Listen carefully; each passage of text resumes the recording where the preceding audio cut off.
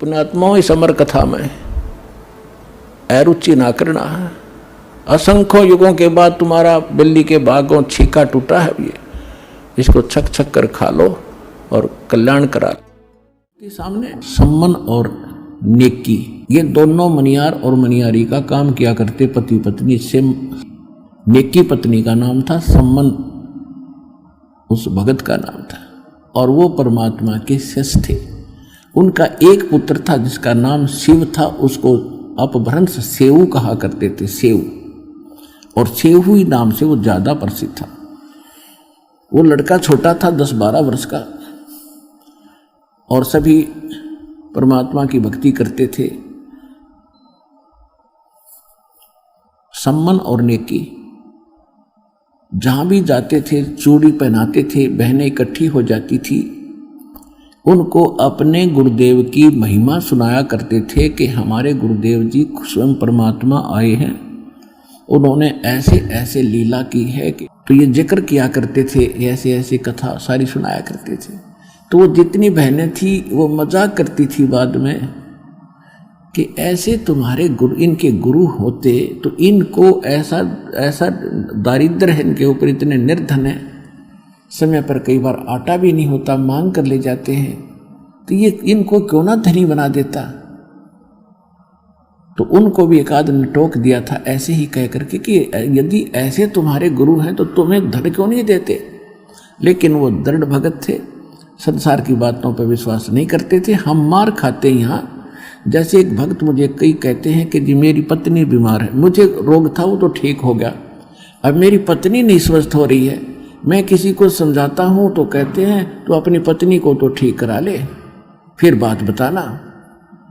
तो बच्चों यहाँ भ्रमित ना होना, आप अपनी क्रिया विश्वास के साथ करते रहना, समाज की तरफ देखकर आप भगवान से दूर ना होना, फिर मालिक साथ नहीं देगा। अगर आपके मन में यह बात आ गई कि लोग क्या कहेंगे, मुझे मेरी पत्नी को तो लाभ हुआ ही नहीं है, तो आप भी छोड़ दोगे भक्ति, और उसको तो फिर होना ही नहीं था।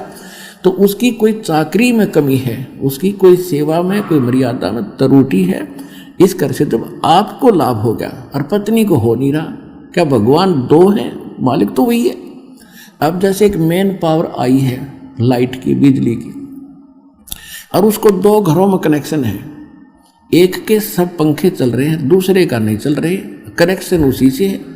लाइट तो सेम है, बिजली तो सेम पावर की है, उसके क्यों नहीं चल रहे, कोई डिफेक्ट है उसकी लाइट में, आगे कोई कनेक्शन में डिफेक्ट है, उसको चेक करो और फिर देखो होंगे क्यों नहीं।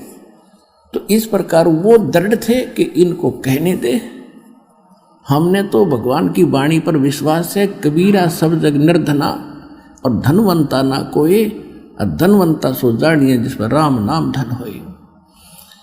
फिर दूसरी भगवान बताते थे कि राम रटत दारिद्र भलो, राम रटत निर्धन भलो, टूटी घर की छान, वो सुंदर महल किस काम के जहां भक्ति नहीं भगवान। और फिर क्या बताते हैं, राम नाम रटते रहो, राम नाम रटते रहो, जब तक घट में प्राण, और कभू तो दीन दयाल के गनक पड़ेगी कान।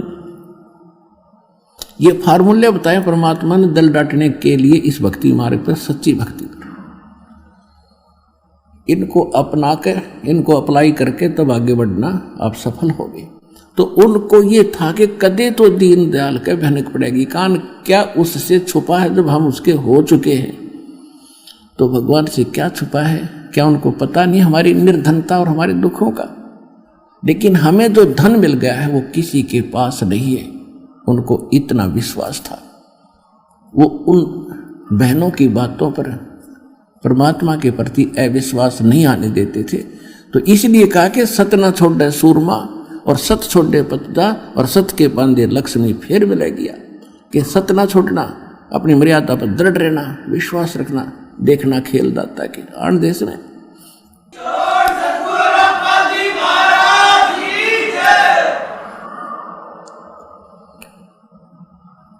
तो क्या हुआ, वो कथाएं सुनाते थे।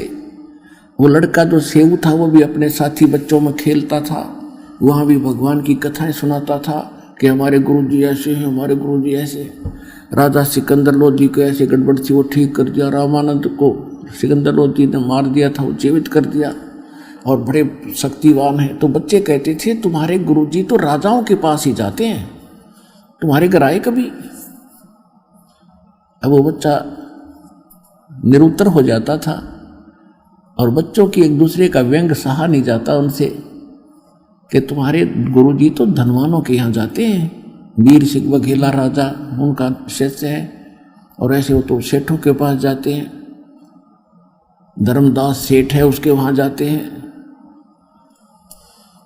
तो वो लड़का एक दिन अपने माता पिता से चर्चा कर रहा था, जब वो काम से वापस आ लिए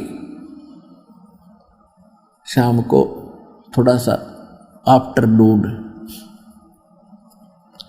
आंगन में बैठे यही चर्चा चल रही थी, भगवान की चर्चा चल रही थी, क्योंकि जिस घर में मालिक का प्रवेश हो गया वहाँ दूसरी बात खत्म हो जाती है। भगवान का गुण गान, उनकी चर्चा, उनका मंत्र, सत्संग में सुने हुए विचार घर में जाकर दोहराए जाते हैं, शेष परिवार वाले भी सुनते हैं, हमें बताओ क्या क्या क्या बताया, और उन ही आगे की और भी चर्चाएं परमात्मा की ही चला करती हैं। तो उस बच्चे ने कहा कि माता पिता, बच्चे मुझे ऐसे ऐसे कहते हैं कि आपके गुरुजी तो राजा लोगों के और सेठों के यहाँ जाते हैं, तुम गरीबों के कभी आए हैं? तो सेव कह रहा था कि अपने घर कब आएंगे पिता गुरुदेव?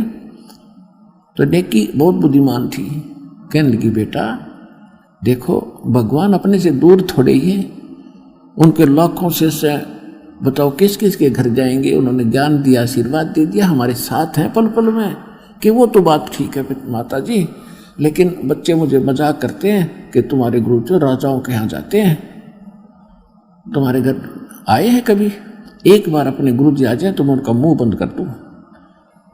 तो माता पिता कहने लगे बेटा ऐसी हीन भावना मत ला, और तेरी भगवान पर अविश्वास हो जाएगा, उनकी बातों में मत जा, परमात्मा हमारे साथ है, दूर थोड़ा ही है।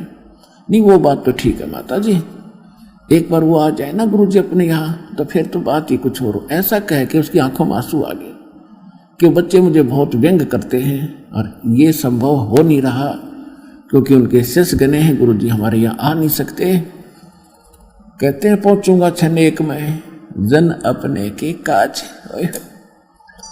ये दुखी थोड़ा होने देते अपनी आत्मा को।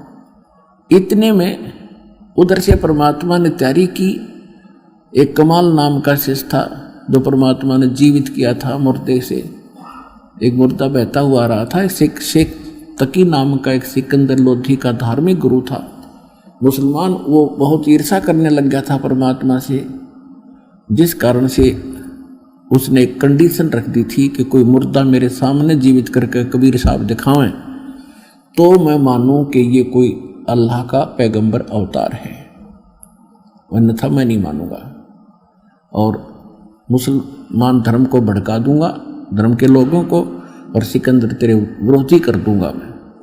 क्योंकि वो धार्मिक गुरु था सिकंदर लोधी का, और पूरे मुसलमान समाज पर उसका होल्ड था। तो सिकंदर लोधी घना चिंतित हो गया था कि यह बात ही बिगड़ेगी, समझ तो हो गया लेकिन रात जाओगा। उस चिंता से ग्रस्त देखकर परमात्मा ने कहा था कि सिकंदर लोधी इसको कह दो मुर्दा ले आवे कोई। तो उसी समय दरिया के किनारे ये बातें हो रही थी। उसी समय एक मुर्दा जो परिवार वालों ने अंतिम संस्कार करके जल प्रवाह कर दिया था। कुछ ऐसे कबीले हैं ना गाड़ते हैं जमीन में ना जलाते हैं, वो जल प्रवाह कर देते हैं। वो मुर्दा आ रहा था 13 साल के बालक का। परमात्मा ने उस मुर्दे को जीवित करके वहाँ सबके सामने प्रमाणित कर दिया था कि Kabir is God, I am God, अल्लाह अकबर हूँ मैं। तो वो जीवित करा। फिर उस बच्चे को जब जीवित कर दिया परमात्मा ने, सब ने कहा था कमाल कर दिया, कमाल कर दिया, तो उसका नाम कमाल रख लिया और अपने साथ अपने पुत्र के रूप में रखा। वो लड़का, उसमें थोड़ा अभिमान हो गया था कि मेरे जैसी सेवा कोई कर नहीं सकता। जैसे श्री अर्जुन जी में, अर्जुन में अब अभिमान हो गया था कि भगवान मेरे जैसा सेवक कृष्ण जी आपका कोई नहीं। तो उसका भ्रम उसने निवारण किया था ताम्रध्वज के घर जाके, और मोरध्वज के घर जाकर जब उन्होंने अपने सामने बच्चे को काट दिया, तब कृष्ण जी ने कहा था अर्जुन अब सेवक आप हो या ये है एक नंबर के, कि जी ये है एक नंबर के, मैं तो कद्दे भी ना कर सकता इसका, हमने बच्चे ने काट दूं। तो कहने का भाव ये उसी, अब आपको दो भगवानों की, समर्थ की और इस छोटे भगवान की भिन्नता बताई जा रही है कि छोटे मोटे थोड़े बहुत गुण तो सभी में मिलते जुलते होते, लेकिन समर्थ के गुण फिर आगे चल के अलग ही होते हैं। वो तो एक ताम्रध्वज लड़के को जीवित किया, यहाँ हजारों प्रमाण दे देगा दास, और आज यहाँ होने लग रहे। आज से चौथा दिन है, एक माई अपने दोते को लेकर आई थी यहाँ पर, वह आई होगी आज अवश्य, 1.5 वर्ष का बालक और उसकी लड़की साथ में, जो उस दोते की माँ, और वो बता रही थी जी ये लड़का आज परमात्मा कबीर जी की दया से इसको जीवन दान मिला, हमने नाम भी नहीं ले रखा था। सत्संग सुनते थे साधना टीवी पर डेली, उसका पिताजी यानी दामाद उस माई का वो भी आया हुआ था। चौथा दिन है, उस दिन लड़का बाल्टी में चढ़ गया पानी की भरी में, कैसे पाटड़ी पुटड़ी पर चढ़ के उसमें मुंदे मुँह गिर गया। 2-2.5 घंटे पड़ा रहा, किसी ने संभाला नहीं। जब देखा खोज हुई तो उसमें मरा पाया, उसको बाहर निकाला, आसपास गांव के जो वैद्य थे उन्होंने मृत डिक्लेयर कर दिया। उसने परमात्मा पुकारा आपको, किसने? लड़के के पिता ने, हे भगवान धरती पाया है तो मेरा बालक जीवित कर दे। 2 सेकंड में बच्चा ने एकदम हिचकी लेकर खड़ा हो गया।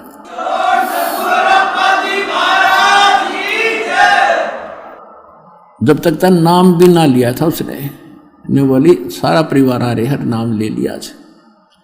तो ये तो यहाँ लाखों कर दिया, कबीर भगवान कर रहे हैं, वो मालिक आज भी वही है, परंतु हमने उससे लाभ लेने का तरीका नहीं मालूम था। अब हमारे पास वो कंप्लीट वे है उस भगवान से लाभ प्राप्त करने का। तो इसी प्रकार परमात्मा ने उसमें भी ऐसे बहुत से उदाहरण प्रमाण करके दिखाया कि कबीर इज गॉड।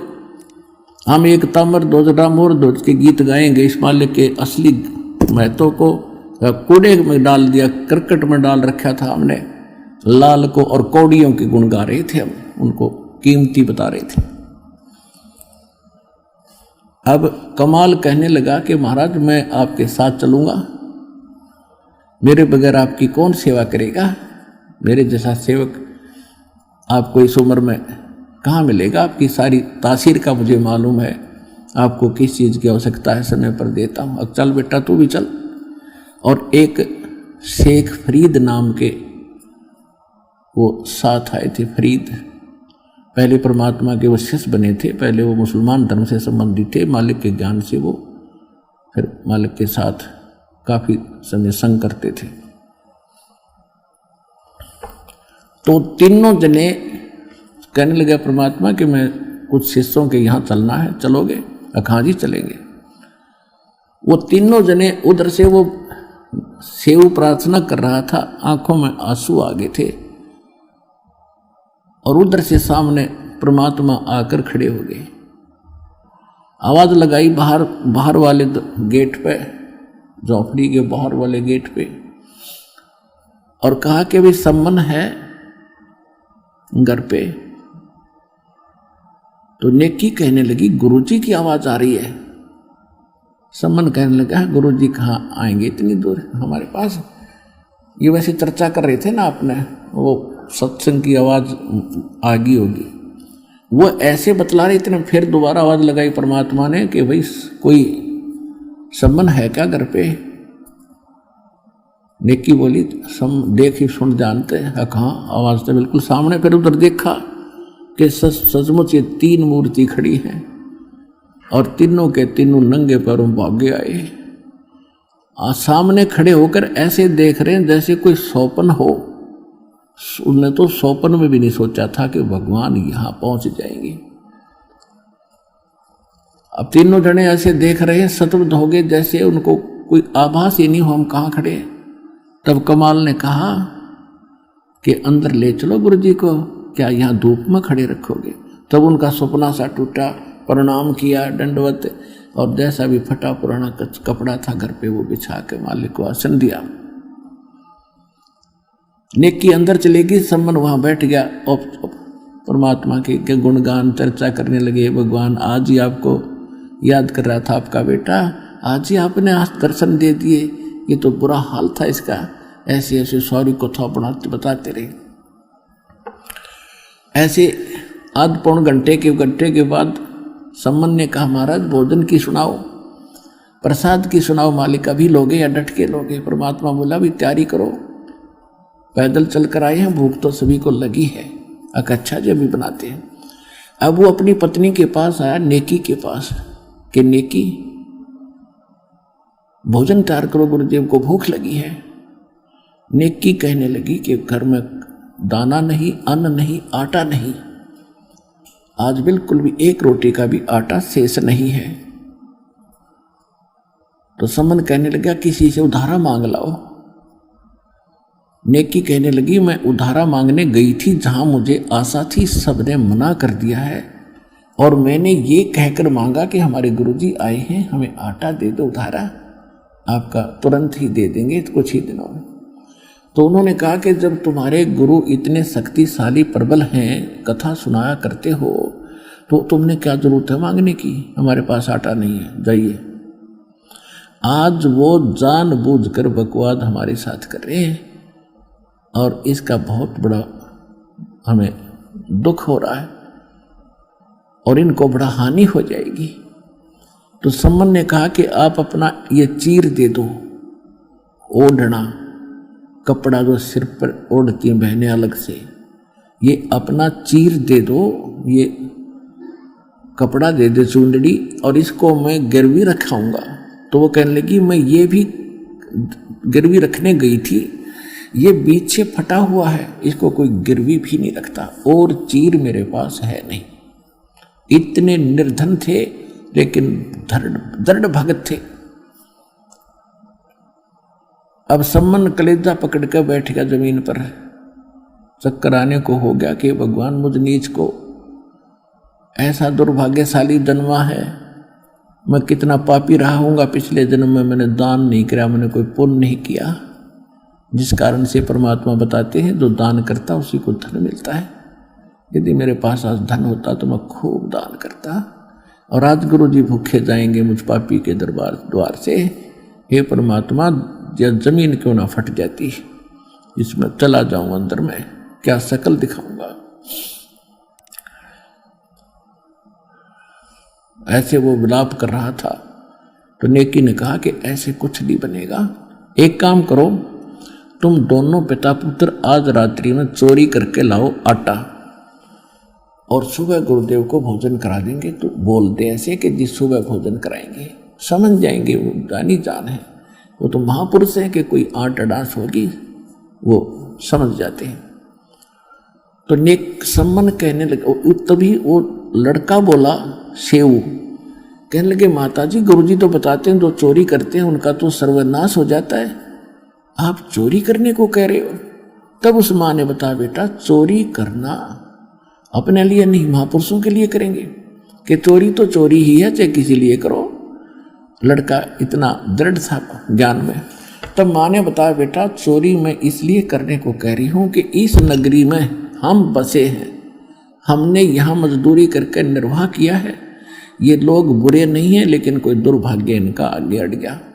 आज यदि ये परमात्मा यहाँ से भूखे चले गए बेटा नगरी नष्ट हो जाएगी।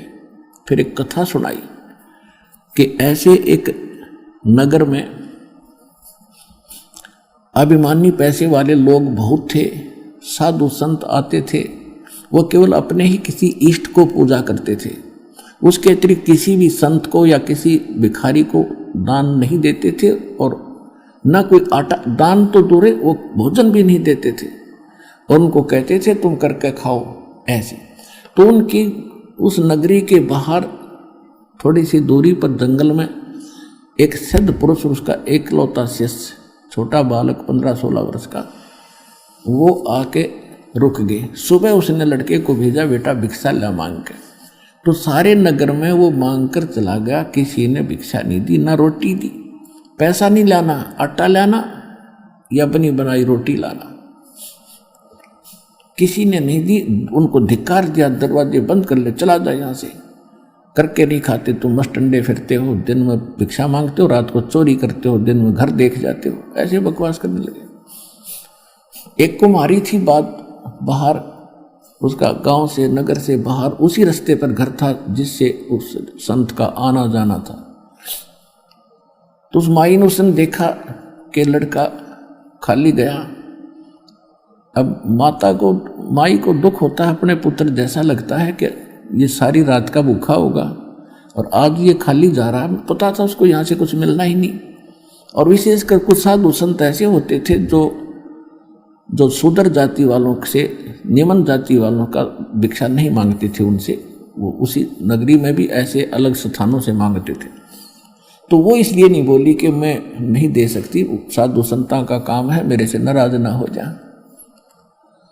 तो अब उसने जाके बताया, महाराज जो ऐसे नालायक आदमी है, कोई देता ही नहीं और धिक्कार रहे मुझे। पर उनका गुरु बोला, बेटा कल फिर जाना, सुबह फिर जाना। अब सुबह फिर गया, लड़का फिर खाली आ रहा था वापस। तो उस कुमारी ने कहा, लड़की विधवा थी, 5-4 बच्चे थे उसके। उसने कहा, महाराज मैं जाति से कुमारी हूँ और मैं कल से देख रही हूँ आप भूखे हो, मुझे अपने बच्चे जैसे लगते हो, आप कैसे जी रहे हो। उस माँ का क्या हाल होगा जिसने इकलौता पुत्र बाबा बना दिया। और मैं कुम्हारी हूँ, ये रोटी ले जा।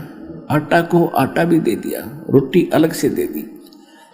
तेरे आपके गुरुजी कहें तो खा लेना, उनको बता देना कि मैं इस जाति से हूँ। उसने बच्चे ने दोनों साधन ले लिया, आटा भी ले लिया, रोटी भी ले ली। अब चल, उसने जाके कहा, संत ने पूछा, महाराज कुछ? संत ने पूछा, बेटा मिला? कि नहीं, जहाँ से मुझे आपने लाने की आज्ञा दी थी उच्च घरों से, वहाँ से नहीं मिला। एक ऐसे कुम्हार जाति की माई ने ये शब्द कहे हैं। और बेटा मुझे मालूम था कि यहाँ से तुझे ये आटा देंगे नहीं, भिक्षा नहीं देंगे, बहुत अभिमानी लोग हैं। तो संत ने कहा कि वापस जा और उस माई ने कह दे कि इस नगर को छोड़ दिया शाम तक और किसी को बताएगी नहीं। आज रात को ये 12 बजे के बाद ये नगर नहीं रहेगा। ये इतने अभिमानी और संतों का अनादर करने वाले लोग हैं। और उसको कह दिए कि जहाँ तू अब जितना शीघ्र हो यहाँ से निकल और शाम ने जहाँ तू पहुँच जा वहीं रुक जाना, तू वहीं बस जाएगी, तेरे नाम से नगर होगा, गांव होगा पूरा, तेरा पूरा वहाँ पर वास हो जाएगा। अब उसने वापस आकर बताया कि माई पे गुरुदेव ने ऐसे ऐसे कहा है और मेरे गुरुजी बड़े सिद्ध पुरुष हैं, जो कह दिया फाइनल है। अपने सारे सामान ने लाद के गधों पर और निकल जा और बताना नहीं किसी को, आज रात के 12 बजे ये नगर नहीं रहेगा। तो वो समझ गई कि जो कह दिया संत ने फाइनल है और जहाँ तू रात तय हो जा वहीं रुक जाइए, वहीं बस जाएगी। तो ऐसे ही यहाँ एक कुमारिया गांव है, उसी के नाम से बसा हुआ है। और ये अग्रोहा नाम से अग्रवालों का, लालाजियों का एक वो नगर था, वो सारा ऐसी एक सिद्ध के ने नष्ट कर दिया था। तो कहने का भाव ये है, वो चली गई और फिर वो रात के समय वो होना ही था। तो वो ऐसी घटना घटी था, क्षेत्र के लोग देखने आए, पूछा, कारण पूछा, फिर उस माई ने बताई सारी कहानी। तो सब नगर वालों की इतनी आस्था बन गई, वहाँ उसके नाम से मकान बना दिया, उसके लिए किले एकड़ दे दी, सैकड़ों, तू रहे यहाँ बस ठाट से, और बेबे हमारी बहन है तू यहाँ बस ठाट से, एक पूरा गांव बस गया उसके नाम से। अब कहने का भाव ये है कि जिस नेकी ये बता रही थी कि बेटा यदि आज ये परमात्मा यहाँ से भूखे चले गए, यो नगर का नाश हो जाएगा। बेटा हम तो जानकार हैं, ये तो अनजान हैं, इन्होंने तो आग में हाथ दे दिया और बेटा हमने बचाना पड़ेगा इनको, इसलिए तुम चोरी करके लाओ। एक तरफ तो ये इतने जीव मरेंगे, एक तरफ बेटा हमने आपत्ति आओगी वो आ लेगी। तो समन खड़ा हो गया, सेव भी करने लगा, माता जी आपने तो आँख खोल दी, हम नहीं मरने देंगे, नगर को चोरी करके लाएंगे। पिता और पुत्र दोनों रात के 12 बजे चले। चोरी भी क्या, आटे की। और आटा किसके लिए? गुरुदेव के लिए, भक्तों के, अतिथियों के लिए। एक लाला जी के घर में जाकर सेंध लगा ली, सुराख बना लिया अंदर प्रवेश करने का। तो सम्मन कहने लगा, बेटा तू बाहर रहे, मैं जाता हूं अंदर। मुझे तो अगर मैं पकड़ा गया तो इस लाला जी की पहुंच बहुत है, सेठों तक पहुंच, राजा तक पहुंच है। बेटा ये फांसी भी तुड़वा देगा, बहुत दंड, भयंकर दंड करवा देगा, और बेटा तू बच जाएगा, तू बाहर रहे। तो सम्मन सेव कहने लगा, पिताजी मैं बालक हूं, बालक पर रहम भी हो जाएगा, अगर पकड़े गए तो आप बाहर रहो। यूं कहकर सेव घुस गया उसमें। और जाके सम्मन ने कहा कि 3 शेर से ज्यादा ना लाना, 3 अतिथि आए, तीनों को खिला देंगे उसे। अब उसने अंदाजा सा अपनी फटी पुरानी चद्दर में बांध के चलन लगा। आवाज होगी किसी तराजू पर पैर टेक गया, उसका खुड़का दुड़का होने से लाला जी जाग गया। तब तक वो निकट आ गया था सुराख के, ऐसे निकलने की चेष्टा कर रहा था, रेंग कर, घसीट कर, और उसने वो फेंक दिया था बाहर कपड़ा। पिताजी उठा ले, पीछे से लाला जी ने उसका पैर पकड़ दिया और घसीटने लग गया। तो सेव ने कहा, पिताजी मैं पकड़ दिया लाला जी ने, सेठ ने, और आप ये आटा लेकर चले जाओ, जल्दी निकल जाओ। तो जब उसने देखा, लाला जी ने देखा कि चोर चोर, और वहां थाम के बांध दिया पिलर के रस्से तक, और कहने लगे तुम भगत को आओ से, भगत हैं। पकड़े की तारीख वास्तविकता जागी ना सामने, किसी भगत थे तो वो कहने लगे, हमारा लाला जी हम बुरे नहीं हैं, हमारे घर एक महात्मा आए हुए हैं, हमारे गुरुजी आए हैं, 3 जने हैं, 2 भगत हैं, और यहाँ आटा किसी ने दिया नहीं हमारे को, हम आपका वापस डाल कर जाते एक दिन, चाहे किसी बहाने आते और फिर बताते आपको कि वो चोरी हमने की थी। कहते बात मत बना, अब मुझे पता लग गया चोरी तुम नहीं, वो तुम्हारे गुरु करवाते हैं, और देखना मैं बताऊंगा सारे नगर में, और तुम्हारे काला मुंह करेंगे तुम्हारे गुरुजी का कल सुबह, और उनको घसीटेंगे यहाँ पर।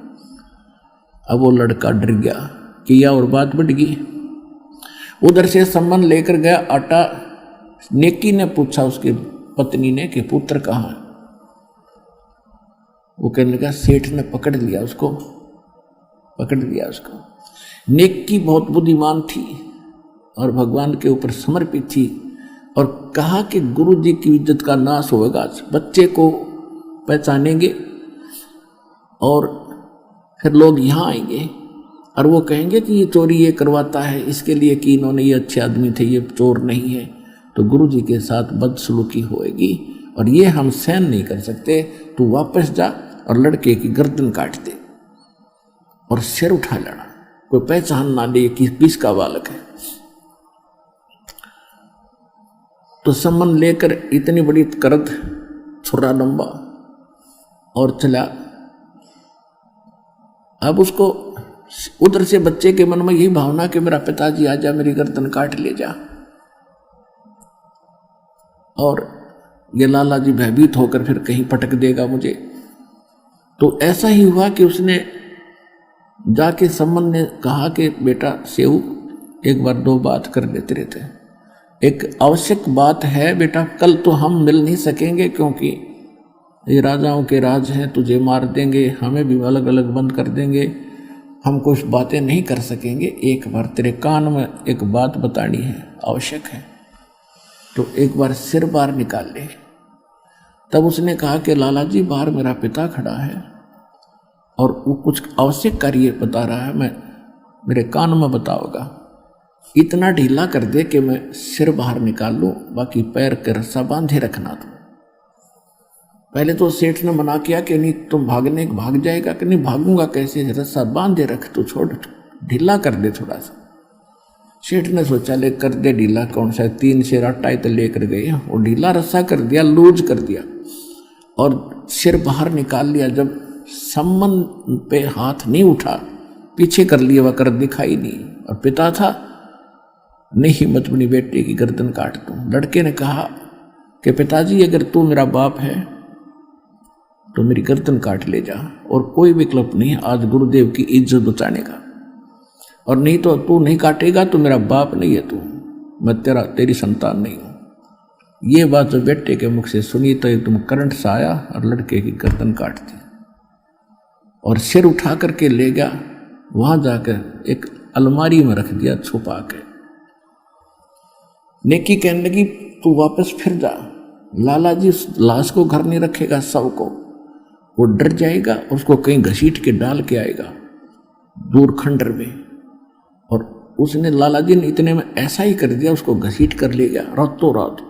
एक पजावा था, पजावा कुम्हारों का गड्ढा ज्यादा हो जाते उसमें पटक के आके अपनी जो सुराख किया था उसको ठीक ठाक करके अब उस पर घारा घूरा लीप कर रेत रात मार दिया, जैसे कुछ नहीं हुआ। अब सम्मन वहां देखा उसकी जो घसीट बच्चे की जा रही थी पैरों की, उसको उनके साथ साथ वहां पहुंचा, उस धड़ को उठा के घर ले आया, एक कोने में डाल दिया, खराब से कपड़े उसके ऊपर छुप डाल दिए और ये सोचा था कि खाना खिला के महापुरुषों को भेज देंगे, बाद में बच्चे का अंतिम संस्कार करेंगे। अब शाम को तो मालिक से अर्ज कर ली, भगवान सुबह खाना खिलाएंगे। अच्छा बेटा सुबह खा लेंगे, कोई बात नहीं, तो भूख से भी खत्म होगी, पता नहीं क्या बात हुई। साधु संत ऐसे ही होते हैं, और वो तो मालिक थे, तो सुबह वक़्त से खाना बना दिया कि गुरुजी ने आगे जाना है, और वो कह रहे थे सुबह जल्दी जाना भाई, मैंने आगे किसी भक्तों के पास, तो वक़्त से खाना खिला के इनको भेज देते हैं कि इनको पता लग गया कि लड़का मर गया है तो ये खाना नहीं खाएंगे। तो सम्मन ने कहा नेकी रोना मत। अक नहीं, मैं भी नहीं रोऊंगी, तू भी मत रोना। कि नहीं। तो उन्होंने भोजन बना के तीन उन में डाल दिया पात्रों में, मिट्टी के दोनों में, और कहा भगवान भोजन भोग लगा लो, क्योंकि 3 जने थे, परमात्मा 2 भक्त थे। परमात्मा ने कहा ऐसे नहीं, इनको 6 भागों में बांटो सारे प्रसाद को, और प्यार से खाएंगे, प्रसाद बना के सबको खिलाएंगे, आप भी मेरे बच्चे हो। नेकी और सम्मन ने बहुत कुछ मना किया कि नहीं फिर खाएंगे, नहीं, उन्होंने 5 दोनों में डाल दिया। परमात्मा बोले 6 में करो, कि बच्चा तभी जागा नहीं है, सो रहा है, कोई बात नहीं, उसको भी खिलाएंगे प्रसाद प्रेम। अब ज्यादा बात ना बढ़ाने से उन्होंने चलो 6 में कर देते हैं। आवाज लगाएंगे, कहेंगे जी उठता नहीं, कहीं खेलने चला गया होगा। उन्होंने तो ये सोचा ऐसे कह दूंगा जा करके कि वो तो कहीं बाहर चला गया, सर महाराज जी यहाँ है नहीं, ऐसा सोच कर 6 में कर दिया। और कहा बैठो और बुलाओ सेव को। तो परमात्मा ने कहा आओ सेव जीम लो, यानी भोजन खाओ, ये प्रसाद प्रेम, और शीश कटा करें चोरों के, संतों को नितक सेम। सेव धड़ पे शीश चढ़ा और बैठा पंगत माही, और नहीं निशानी गर्दन के, ये ओ सेव अकनाही। बोलो कबीर भगवान की जय।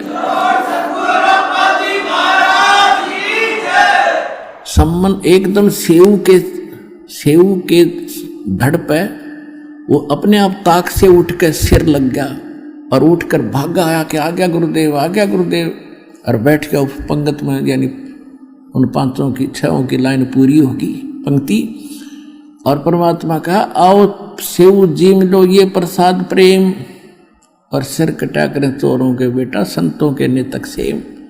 और सेव धड़ पे सिर चढ़ा और बैठा पंगत माँ, और नहीं निशानी गर्दन के, यू ओ से उगना, निशान भी नहीं था उस बच्चे के। माता पिता उठकर देख कर आए कि क्या हो गया, वहां पर सिर्फ रक्त पड़ा था थोड़ा सा शरीर, और सब तो सामने वो बच्चा उनका जीवित था। बोलो कबीर भगवान की जय।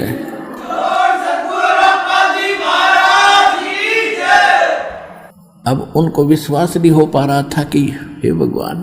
तब परमात्मा ने कहा बेटा सत ना छोड़े सूरमा, और सत छोड़े पत जा, और सत के बांधे लक्ष्मी फेर मिले गया।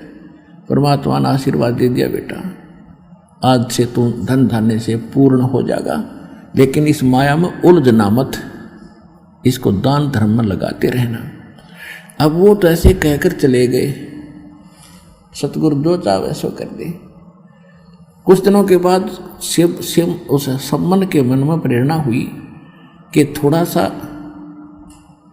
जो है मकान बना ले, थोड़ी झोंपड़ी और कच्ची ईंट बनाकर और एक झोंपड़ी बनाएंगे और अच्छी सी कुटिया बना लेते हैं। वो जब खोदने लगा, नीम खोदने लगा, तो उसमें बहुत गणे असरफी मिली सोने की। अब उसने समझदारी से काम करके उनको धीरे धीरे करके वो अपना कुछ ऐसा व्यवसाय बढ़ाया। लोगों को ये लगा कि जैसे इसने कोई व्यवसाय शुरू कर दिया, इससे बढ़ गया, 1 नंबर का सेठ हो गया। उससे जीवन में वही संबंध उस नगर के अंदर 1 नंबर का धनवान व्यक्ति कहलाया। सतगुरु जो चावे सो कर ही, 14 कोट दूत जमदार ही, ऊत भूत जमत्रास ने मारे और चित्रगुप्त के कागज फाड़े। अपने आत्मा ये थी अमर कथा, ये थी सत्यनारायण कथा। ये तो इन्होंने कूड़े के ढेर में डाल दी, हमारे छीट भी नहीं लगने दी। और एक गीत गाया करते, मोरध्वज का लड़का जीवित कर दिया कृष्ण भगवान, मोरध्वज का लड़का जीवित कर दिया कृष्ण भगवान। अब कृष्ण जी की सतीथि अब सामने आई तो विष्णु अवतार थे, और विष्णु की क्या सतीथि आपके सामने स्पष्ट कर दिया दास ने, सब प्रमाण दे देकर। ये देखो, जैसे दादू साहब कहते हैं, और संत सब कूप हैं और कहते धरीता नीर, और दादू अगम अपार है वो अवगत सत कबीर, दरिया सत कबीर। अब एक तो छोटा मोटा कुआ हो, वो तो एक पीन पान का काम थोड़ा बहुत कुछ मोहल्ले का चला सकता है, वो सारा काम नहीं कर सकता।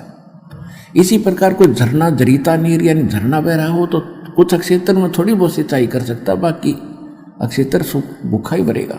और एक दरिया बह रही हो, वो सारे काम करे।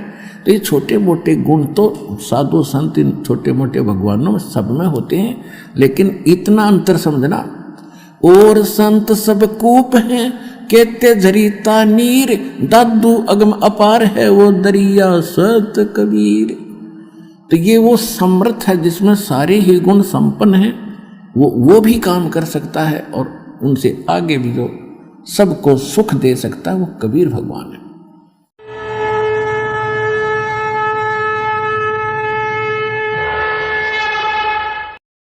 हमसे जुड़े रहने के लिए हमारे YouTube चैनल को सब्सक्राइब करें और नई वीडियो की नोटिफिकेशन के लिए बेल आइकॉन को दबाएं। अगर आप ये वीडियो Facebook पर देख रहे हैं तो लाइक जरूर करें और ज्यादा से ज्यादा शेयर करें। धन्यवाद।